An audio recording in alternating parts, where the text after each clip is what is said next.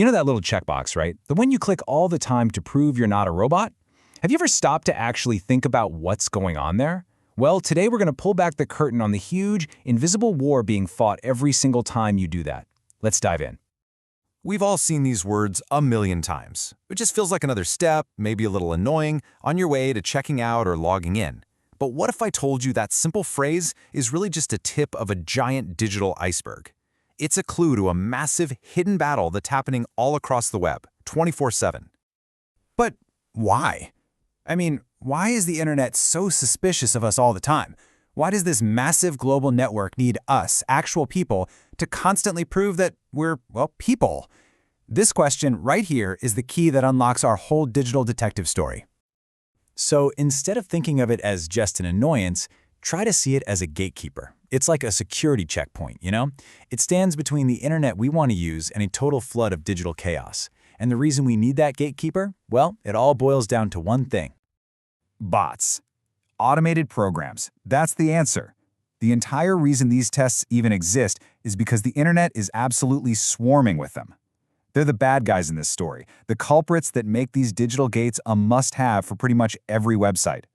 But the sheer scale of the problem, that's what's truly mind-blowing. Get this. At any given moment, nearly half of all traffic on the internet isn't human.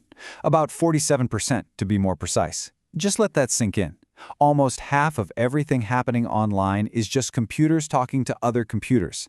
And, spoiler alert, a whole lot of them are not friendly. And I'm not exaggerating. When I call it a war, every single second, websites are on defense, fighting off automated attacks.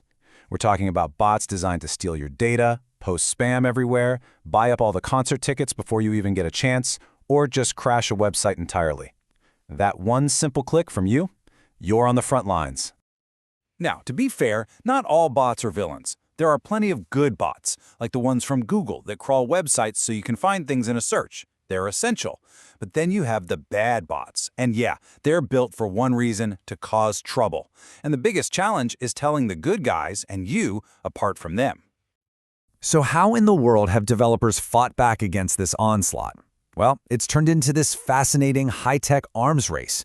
If the bots are the criminals, then the human test is the detective's toolkit, and it has to keep evolving, constantly, just to stay one step ahead. And this test has a name you definitely know. CAPTCHA. And it's not some random word. It's actually an acronym that spells out its mission perfectly. A completely automated public Turing test to tell computers and humans apart. Kinda says it all, right? And oh man, has this test changed over the years. We started way back with those impossible, squiggly letters you could barely read. Well, the bots learned to read them. So then we moved to picking out things in pictures. Click on all the traffic lights. But as AI got better at seeing, even that became too easy for them. Which brings us to today. The most advanced tests are often completely invisible. You don't do a puzzle at all. Instead, the website is just analyzing your behavior. It tracks the tiny, messy imperfections in how you move your mouse, the rhythm of your typing, the way you scroll down a page.